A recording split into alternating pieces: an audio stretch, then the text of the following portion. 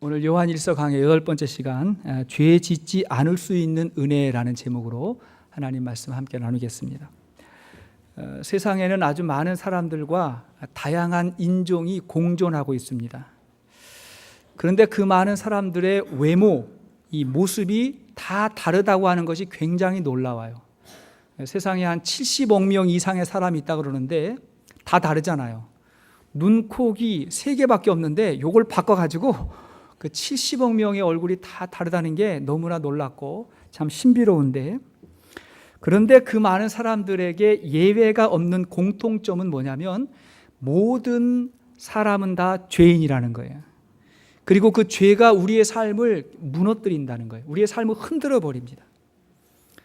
그 거대한 중국의 만리장성이 3번 적에게 뚫렸는데 그때마다 외부에서의 적이 아니라 내부에 있었던 적에 의해서 만리장성이 뚫렸다 그래요. 그리고 그렇게 오랜 세월의 무게를 다 견디면서 살았던 그 오래된 고목들이, 수백 년 되었던 그 고목들이, 비바람을 견뎌내고 막 여러 가지의 시련을 견뎌낸 그 고목들이 종종 쓰러질 때 보면 그 나무 속을 갉아먹는 조그만 벌레들 때문에 그 고목들이 쓰러진다는 거예요. 여러분, 우리가 이 세상을 살아가면서 외부에서 찾아오는 도전, 시련, 고난이 굉장히 많이 있습니다. 그런데 사실은 우리가 그것들 때문에 쓰러진다기보다는 그것을 빌미로 우리의 마음속에 찾아오는 죄의 문제로 인해서 우리가 넘어질 때가 굉장히 많아요. 그래서 우리가 이 죄를 어떻게 이해할 것인가, 어떻게 해결해야 될 것인가를 신앙생활하면서 항상 생각해야 됩니다. 우리는 이 세상이 천국이 아니라는 걸 너무나 잘 알고 있어요. 우리가 세상에서 천국을 경험할 수는 있지만 여전히 이 세상은 천국은 아니에요.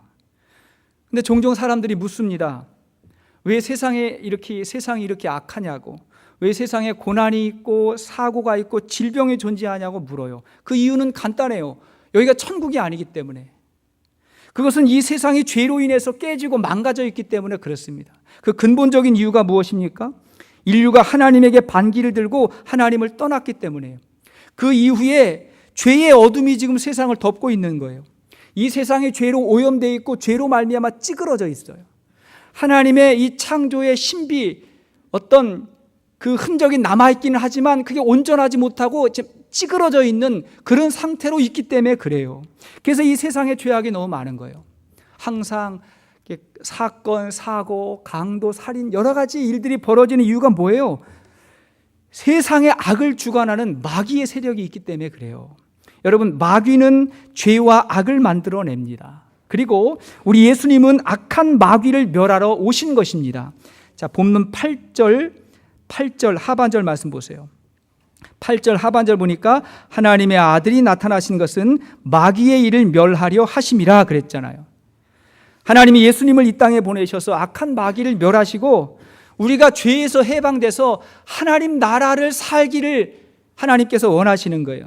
그리고 그러한 하나님의 뜻이 하늘에서와 같이 땅에서도 이루어지는 줄로 믿습니다. 그게 우리의 기도인 거죠. 그러므로 이제 우리는 우리를 넘어뜨리는 이 죄의 속성과 그 죄의 심각성과 파괴력을 알아야 돼요. 그래야 이길 수 있어요. 자, 그렇다면 성경이 가르쳐주는 죄, 우리가 반드시 그 실체를 알아서 이겨야 되는 죄의 정체가 무엇일까요? 자, 첫째로 죄는 불법입니다. 죄는 불법이에요. 4절을 보십시오. 본문 4절 시작. 죄를 짓지 불법을 행하나니 죄는 불법이라. 자, 죄가 뭐라 그래요? 불법이다. 사람들은 죄에 대해서 말하는 것을 좀 싫어합니다. 왜냐하면 자기하고는 무관하다고 생각을 하기도 하고, 또 자기가 얼마나 이 죄의 문제 때문에 그의 삶이 무너져 내리고 있다는 것을 스스로 잘 모르기 때문에 그렇습니다. 세상에 법 없이도 사는 사람, 저 사람은 법 없이도 살 것 같아 라는 사람이 종종 있어요. 무슨 말인지 그 의미는 알아요. 좀 착하다는 얘기겠죠. 하지만 법이 없이 과연 그가 살 수 있을까요? 아니에요. 법이 그를 사실은 지켜주고 있는 거예요. 그러니까 운전을 편안하게 하기도 하고, 은행에 돈을 갖다 주고도 마음 괜찮고 편안하게 집에서 잠자고 있는 이유는 뭐예요? 법이 그를 사실은 지켜주고 있는 것이고, 그리고 그에게도 여전히 드러나는 죄가 많이 있고, 아니 그 속에 감추어져 있는 죄는 훨씬 더 많을 거예요. 종종 여자들이 이야기할 때 아이고 대개 아저씨는 정말 착해요. 법 없이도 살 것 같아요. 너무너무 좋아요. 착해요. 그러면 여자분들 속으로 그러잖아요. 한번 살아봐. 살아봐. 그 죄가 자기를 힘들게 하는 것이고 자기 가정을 불행하게 하고 우리에게 임하는 하나님의 축복을 막고 있는 거예요. 자, 4절에 보니까 죄는 곧 불법이라고 말했는데 이 불법이라고 하는 말 상식적으로 무슨 말이에요? 법을 지키지 않는다. 법을 행하지 않는다는 거예요. 어떤 법을 말할까요? 하나님의 법, 율법을 말하는 거예요. 세상을 살기 위해서는 세상의 법이 필요해요. 그리고 그 세상의 법을 어기면 법의 심판을 받게 되는 거예요. 마찬가지로 하나님 나라를 살기 위해서는 하나님의 법이 필요하고 그 하나님의 법을 지키지 않으면 하나님의 나라를 얻을 수가 없는 것입니다. 사실은 여기 이 불법이라고 하는 말은 헬라어의 아노미아라고 하는 말인데 이 말의 정확한 의미는 무법이라는 말에 가까워요. 불법이라기보다는 무법이다. 무법은 무슨 말이에요? 법이 없다. 법이 없다는 거죠. 다시 묻습니다. 법이 없는 사람이 좋은 사람이에요? 아니에요. 그는 무법자예요. 무법자. 무법자는 자기가 법인 사람이에요. 왜? 세상 법이 없으니까 자기 마음대로 자기 뜻대로 살아가는 자기가 법인데 이 자기가 법이라고 생각하고 살아가는 사람이 무서운 거예요. 모든 기준이 자기니까. 여러분 지금 국제사회의 법을 무시하고 마음대로 핵과 미사일 만들어가지고 위협을 하고 있는 이 북한 정권은 법을 지키지 않는 게 아니에요. 그들의 법만을 지키는 거예요. 그러니까 그들의 법으로는 그게 괜찮아요. 근데 세상 법이 그걸 허락하지 않는 거예요. 그래서 문제가 벌어지는 거예요. 오늘날 우리 인간의 문제가 무엇일까요? 인간이 내가 우주의 중심이라고 생각하고 내가 기준이고 내가 법이고 내가 하나님이라고 생각하는 거예요. 그래서 사실은 굉장히 심각한 거예요. 오늘날 이 세상의 문제는 무엇입니까? 더 이상 절대적인 기준, 절대적인 진리는 존재하지 않는다. 종교적인 가르침, 하나님의 가르침 그런 건 우리에게 의미가 없다고 사람들이 생각을 하는 거예요. 대신 그 자리에 인간의 탐욕과 쾌락이 지배를 하고 있어요. 그래서 이 세상이 찌그러졌어요. 이 세상의 포괄적인 문제, 우리 인간의 마음 가운데 있는 갈등, 우리 가정의 문제는 하나님의 법을 무시하고 하나님이 정해 주신 기준을 넘었을 때 벌어지는 일이에요. 성경은 그것을 죄라고 불법이라고 말하는 것입니다. 많은 사람들이 자신이 죄인임에도 불구하고 죄인이라고 하는 사실을 모르고 살아가요. 자, 그런데 어떻게 자기의 죄를 알 수 있을까요? 예수님의 십자가 앞에서 무너지는 거예요. 십자가를 만날 때 그 죄가 드러나고 무너지게 되는 거예요. 자, 5절을 보십시오. 5절 시작. 그가 우리 죄를 없애려고 나타나신 것을 너희가 아나니 그에게는 죄가 없느니라. 죄 없으신 분이 나의 죄를 대신해서 십자가에서 죽으셨다는 거예요. 그렇게 그 예수님을, 그 복음을 믿게 되면 성경의 모든 말씀이 생명의 법이요 진리의 말씀이라고 하는 것을 알게 됩니다. 그때 그 하나님의 말씀에 자기를 비추어 보고 세상을 비추어 볼 때 너무나 많은 죄와 문제들이 많았던 거예요. 내가 기준이라고 생각할 땐 내가 죄가 없지요. 그러나 하나님의 기준을 가지고 그 빛 아래 비춰 보니까 너무나 많은 부족함과 연약함과 죄악이 있었다는 것을 알게 되고 그때 진정한 회개가 터져 나오는 거예요. 회개란 죄로부터 돌이켜서 하나님에게로 그리고 하나님의 법으로 다시 돌아가는 것을 말하는 것입니다. 오늘도 이 예배 가운데 진정한 회개가 있기를 주의 이름으로 축원합니다. 자, 그런 우리에게 하나님이 은혜를 베풀었는데 어떤 은혜냐? 두 번째, 하나님의 자녀는 죄 짓지 않을 수 있는 은혜를 입었다는 사실이에요. 자, 하나님의 자녀는 죄 짓지 않을 수 있는 은혜를 입게 됐어요. 여러분, 이 말은 상당히 중요한 말입니다. 보통 죄에 대한 죄를 설명하는 양극단이 있어요. 하나는 우리가 구원을 받으면 전혀 죄를 짓지 않는다는 주장이에요. 내가 구원받았으면 전혀 죄를 짓지 않는다. 죄를 짓는 것은 구원이 없다고 그렇게 강력하게 주장을 하는 거예요. 자, 오늘 말씀을 보면 마치 그런 의미로 보여요. 6절을 보십시오. 6절 시작. 그 안에 거하는 자마다 범죄하지 아니하나니 범죄하는 자마다 그를 보지도 못하였고 그를 알지도 못하였느니라. 자, 8절을 볼까요? 8절 시작. 죄를 짓는 자는 마귀에게 속하나니 마귀는 처음부터 범죄함이라. 여기까지 보시고, 자, 9절을 보겠습니다. 9절 시작. 하나님께로부터 난 자마다 죄를 짓지 아니하나니. 여기까지 보십시오. 하나님께로부터 난 자마다 죄를 짓지 않는다. 여러분 이 말씀 보면서 어떤 생각이 들어요? 부담스럽잖아요. 내가 하나님으로부터 난 사람이 아닌 것 같다. 나는 구원이 없는 것 같다. 왜? 죄를 짓지 않는다고 말하니까. 죄가 전혀 없어야 된다고 그렇게 들립니다. 그러나 우리는 이미 이러한 주장은 근거가 없다는 것을 이미 내용을 통해 보았습니다. 요한 1서 1장 8, 9절을 보십시오. 요한 1서 1장 8, 9절 같이 시작. 만일 우리가 죄가 없다고 말하면 스스로 속이고 또 진리가 우리 속에 있지 아니할 것이요 만일 우리가 우리 죄를 자백하면 우리는 미쁘시고 의로우사 우리 죄를 사하시며 우리를 모든 불의에서 깨끗하게 하실 것이요. 그랬어요. 자, 우리가 죄가 없다고 말하면 속이는 거다. 여기서 말하는 우리는 구원받은 사람을 말해요? 아니면 구원이 없는 사람을 말해요? 구원받은 사람이죠. 그러니까 구원받은 사람이 죄 없다 그러면 그건 속이는 거다. 그러니까 뭐 하라고요? 회개하라고. 회개하면 주님이 깨끗게 해주신다 이렇게 말씀하셨단 말이에요. 구원받은 사람도 죄 지을 수 있어요. 그래서 회개하라는 거예요. 그런데 구원받았다고 전혀 죄가 없다고 말하면 그것은 모순이 되는 거잖아요. 그러므로 여러분 구원받은 사람도 죄 가운데 있을 수 있어요. 구약의 다윗을 보십시오. 평생 믿음으로 살았던 다윗이 그가 왕이 되었을 때에 그의 신복 우리아의 아내 밧세바를 취해서 죄를 짓죠. 뿐만이 아니라 그의 부하였던 우리아까지도 죽이는 죄를 짓는데 이 죄는요, 이 세상법으로 하면 사울이 지은 죄보다 다윗의 죄가 훨씬 크다고 할 수 있어요. 그럼에도 불구하고 다윗이 구원이 없다고 절대로 말할 수 없는 것입니다. 그 구원받은 사람이에요. 하지만 이와는 반대로 우리가 이미 구원받았기 때문에 죄를 지어도 전혀 문제가 없다고 말하는 극단도 피해야 되는 것입니다.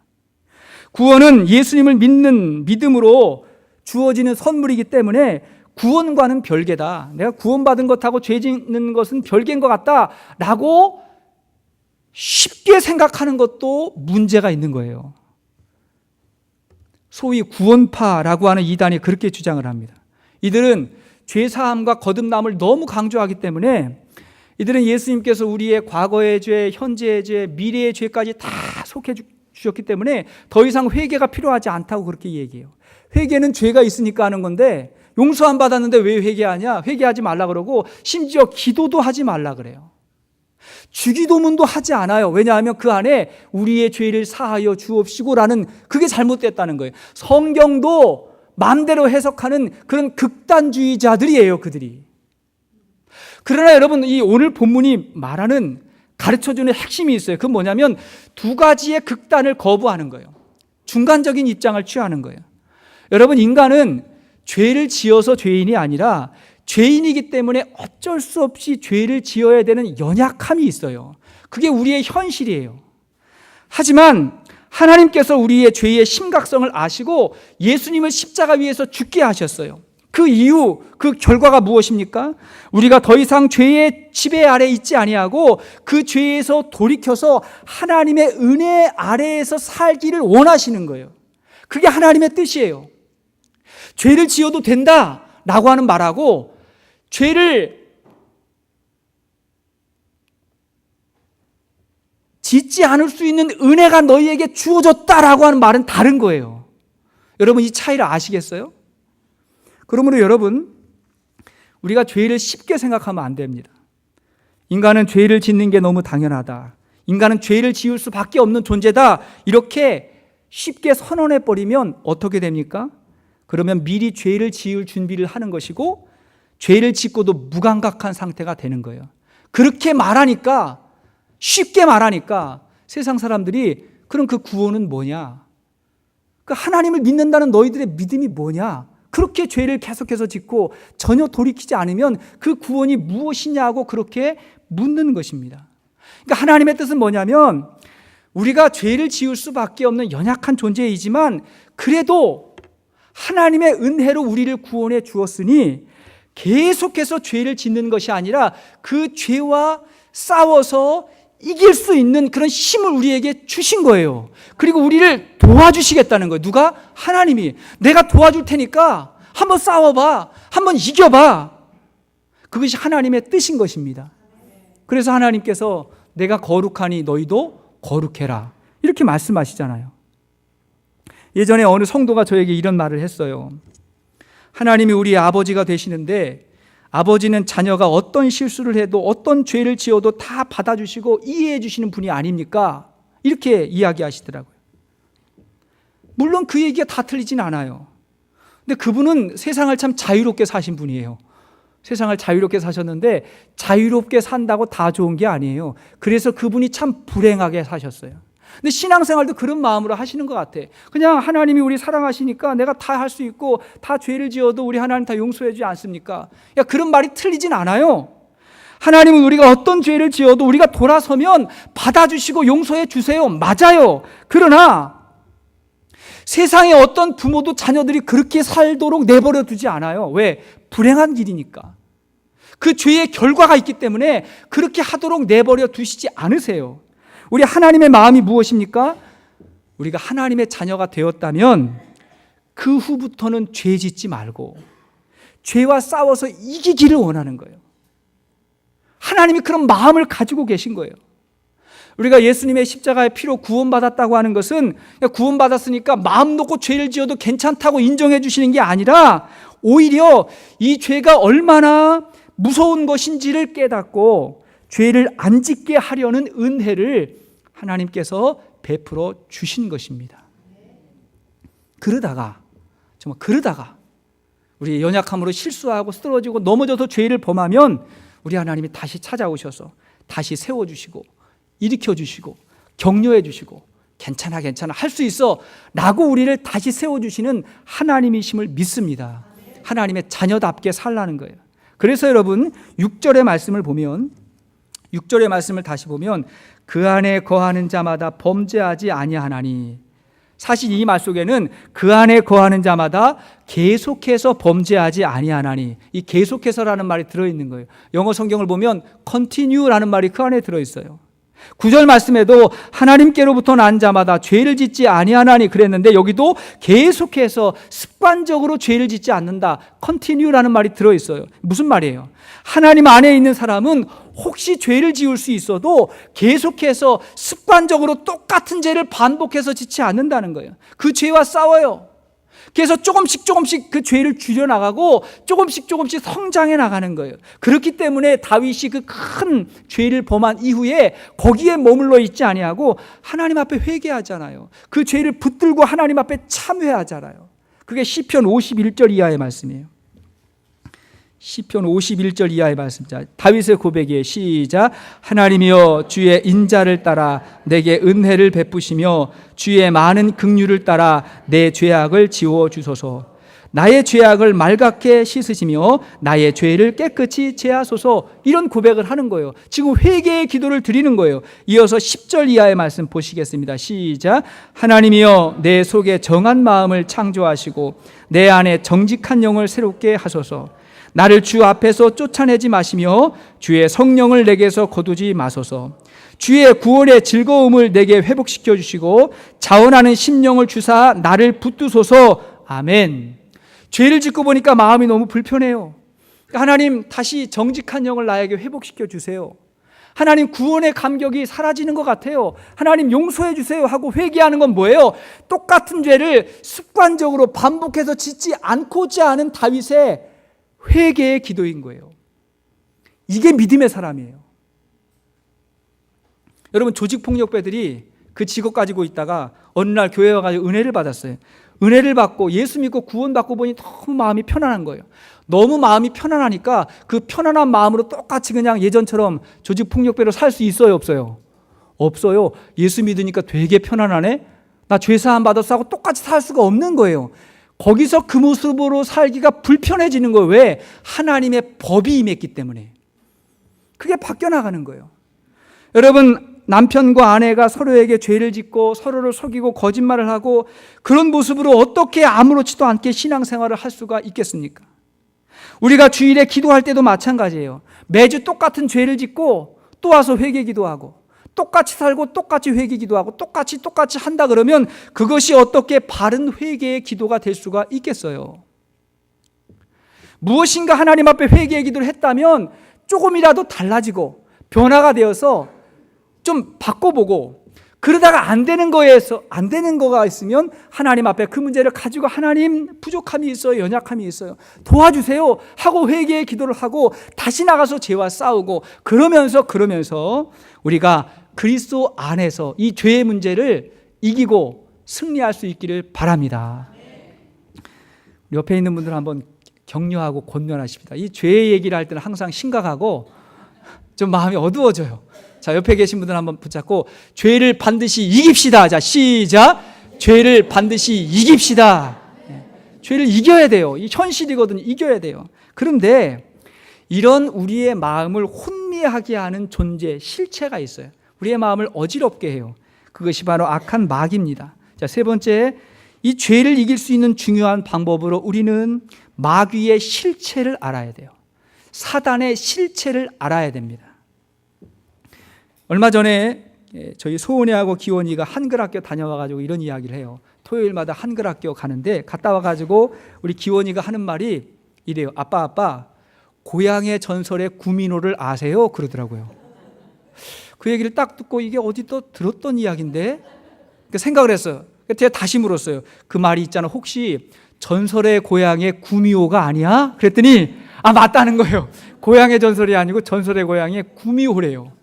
어떻게 알아? 그랬더니 한글학교 선생님이 그 이야기를 해줬대요. 옛날 동화도 가르쳐주고 전설의 고향의 그 구미호 얘기를 해줬는데 자기는 전혀 그 귀신 얘기가 무섭지 않았대요.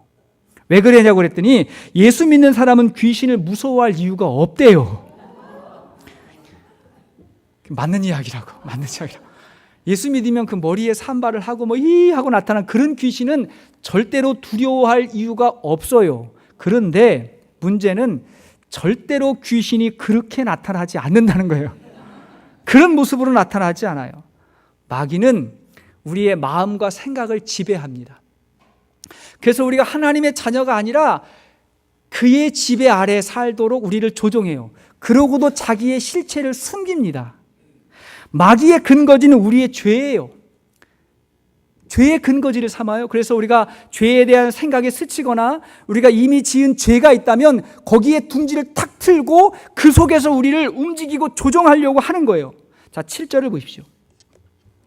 7절 시작. 자녀들아, 아무도 너희를 미혹하지 못하게 하라. 자, 너희를 미혹하는 존재가 누구예요? 악한 마귀예요. 자, 8절 시작. 죄를 짓는 자는 마귀에게 속하나니 마귀는 처음부터 범죄함이다. 여기도 보십시오. 죄는 마귀에게 속해 있는 거예요. 마귀는 가룟 유다의 마음에 몰래 들어가서 예수님을 팔 생각을 넣어 주었어요. 그 악한 마귀가 욥에게 찾아와서 온갖 시험거리를 던져주고 하나님을 떠나게 하려고 하는 거예요. 그런 악한 마귀가 어떻게 우리를 지배하고 조종하는지를 파헤친 그 유명한 책이 C.S. 루이스의 스크루테이프의 편지라는 책이에요. 스크루테이프의 편지, 굉장히 좋은 책인데 이 편지는 어떤 편지냐면요, 마귀끼리 주고받는 편지를 입수했어. 스크루테이프라고 하는 아주 성숙한 마귀가, 이 삼촌이거든요. 이 성숙한 마귀가 그의 조카, 아직 미숙한 마귀에게 어떻게 하면 인간을 유혹할 수 있는가를 둘이 이제 편지를 통해서 주고받았는데 그 편지를 입수해가지고 그걸 갖다가 공개한 게 이 스크루테이프의 편지라는 책입니다. 이 책의 서문에 이런 이야기가 나와요. C.S. 루이스가 이렇게 이야기해요.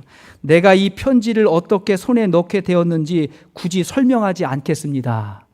왜냐하면 우리 마음속에 다 있으니까.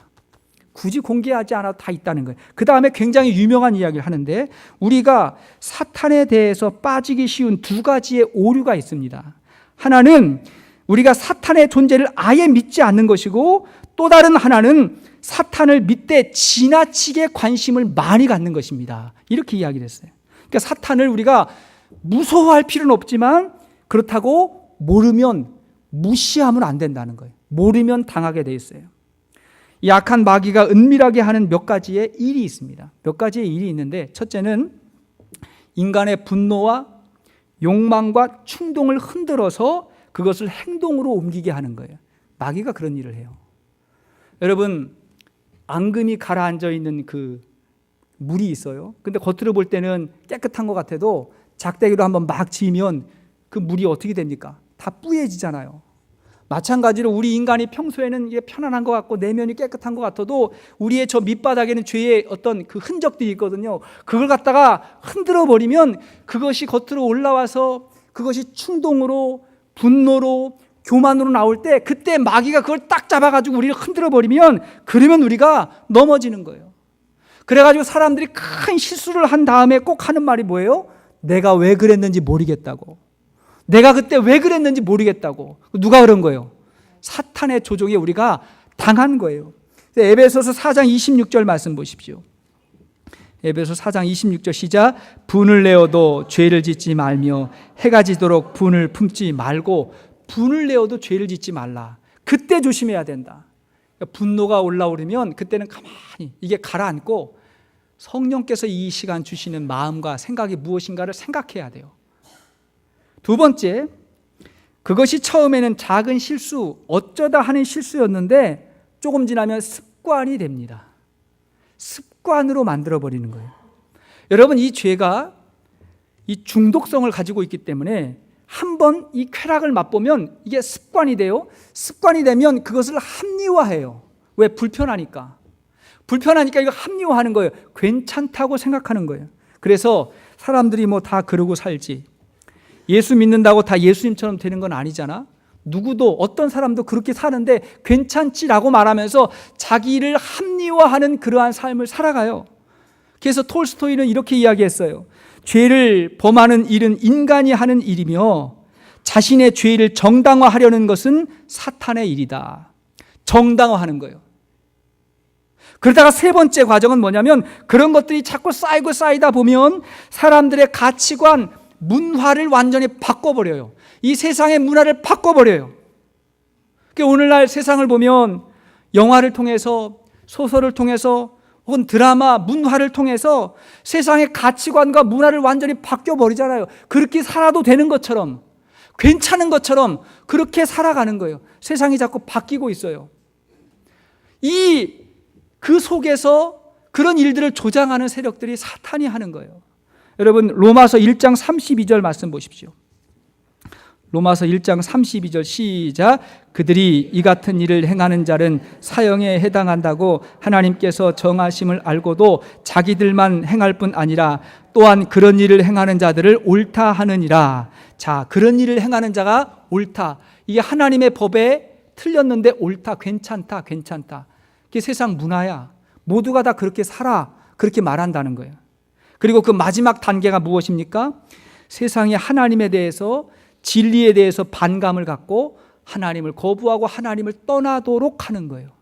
우리의 영적인 눈과 귀를 막아버리는 거예요. 고린도후서 4장 4절 말씀 보십시오. 시작.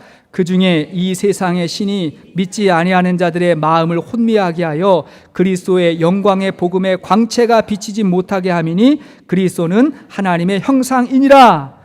믿지 않는 자들의 마음을 혼미하게 해서 그리스도의 영광의 복음이 비치지 못하게 한다. 이게 뭐예요?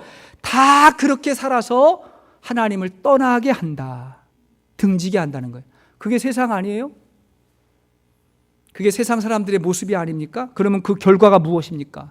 죄의 싹슨 사망인 거예요. 그래서 영적으로나 육적으로나 죽어가는 거예요. 오늘날 그런 일들이 얼마나 많이 벌어지고 있습니까? 지난주에 피로강 목사님께서 하셨던 말씀 중에 혹시 기억나는 분이 있을지 모르겠어요.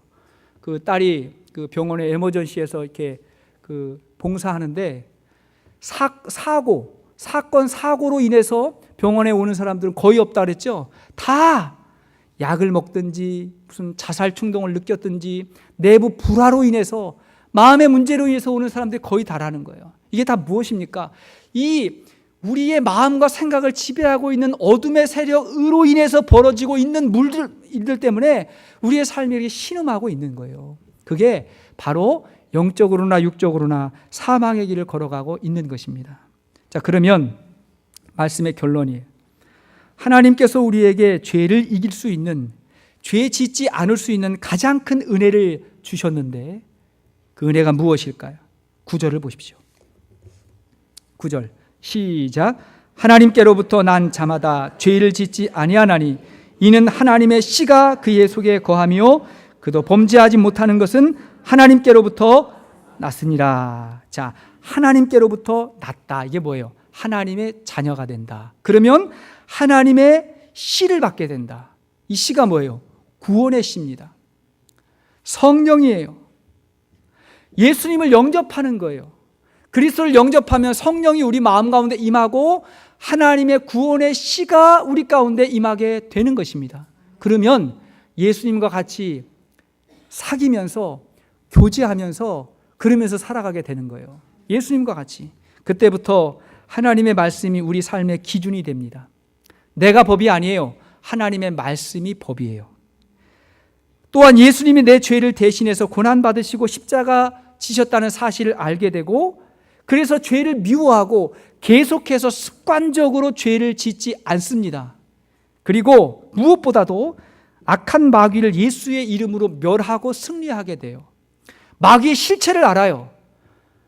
마귀가 내 생각과 마음을 지배하려고 할 때, 두렵게 하고 무섭게 하고 염려하게 할 때, 나를 흔들 때 예수의 이름으로 악한 마귀는 떠나갈지어다 하고 선포하고 승리하는 삶을 살아가게 되는 것입니다.